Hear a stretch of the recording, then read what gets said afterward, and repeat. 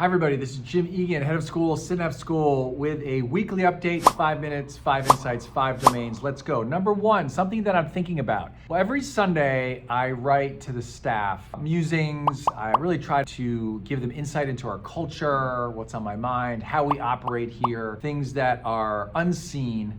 I try to make seen. And so this week I wrote to them about change. We are change makers. And I quoted Ursula Le Guin, who has been a finalist as a change maker here at Synapse. And I've shared this with a few other people, so I want to share it here too. And here it goes. So Ursula Le Guin, she wrote something in 1971, a novel called A Lathe of Heaven. And a character in this writing of hers urges someone they care about to stop confusing stillness with safety. And she writes, "Why are you so afraid of yourself, of changing things? You are afraid of losing your balance, but change need not unbalance you.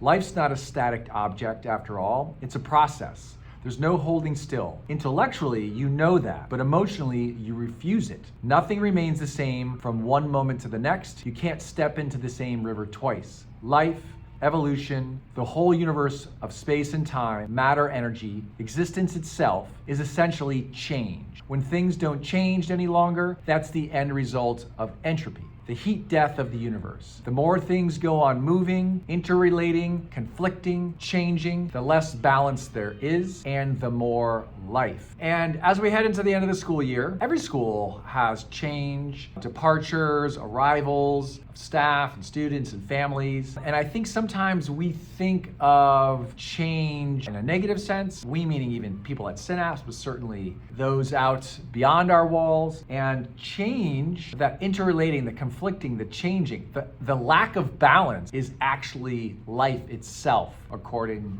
to Le Guin. I wanted to share that because I've shared it elsewhere and people have found it beautiful. I do too. That's what I'm thinking about. Number two, I want to give a shout out to someone I see all the time, and no one's working harder here or smarter, right? Because hard work isn't always the number one goal here. And it's Francisca. She is always in motion, always helping out. She is in our facilities staff here. Everybody at Synapse loves Francisca. She seems to be everywhere all the time, whether it's with the salad bar staff, whether it's helping set up coffee, whether it's cleaning up spills. I mean, I just don't know of anybody at Synapse who is more important, and there's certainly no one I think belongs here more than Francisca. I hope she knows how much we love her and care about what she does. My own son, who's been spending some time here, when he was getting to know all the new faculty this spring, he was like, "Who's that person? That person is working the hardest of everybody here." I think he's right. So shout out, Francisca. We love you. Thanks for being a part of Synapse. A look ahead, number three,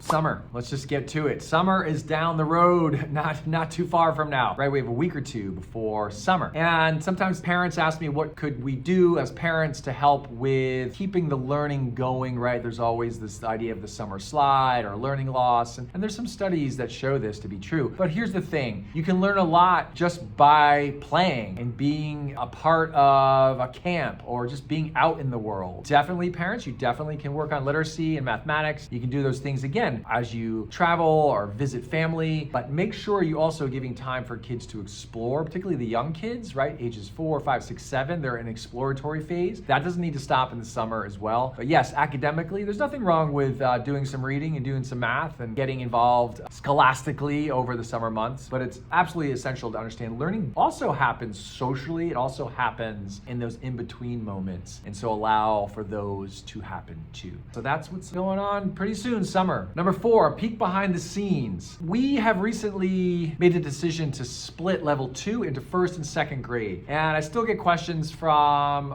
parents about why or how did you come to that conclusion? And I have been articulating it some in my coffees and in writing, but I was talking to Caitlin, who's a level 2 teacher, and I was asking her what she thought about this. And she illuminated something for me that I should have known already, but she was excited about the split because of the first and second grade standards. I said, what do you you mean by that? She said, well, the standards for first grade are oral and the standards for second grade are written. So if you've got first graders and second graders in the same class, you may have different standards going on that you have to meet as a teacher. And so, for example, she gave me some words that would be the standards for literacy, words being used to sort of connect thoughts or ideas. But I think was one of the words. For a first grader, we would expect them to be able to vocalize that, to orally present that. But as a second grader, we want them to write that. This is a very concrete example of why we split this, one of the reasons, and how it's going to make the academic experience for our L2 kids, I think, a stronger one. And I know it's going to make life for teachers better in that way too. Of course, there are trade-offs. Whenever you make a change, you are going to have trade-offs. And so we feel that we're excited about what's down the road. I know the teachers are, and that's a peek behind the scenes. And number 5, just because I went upstairs,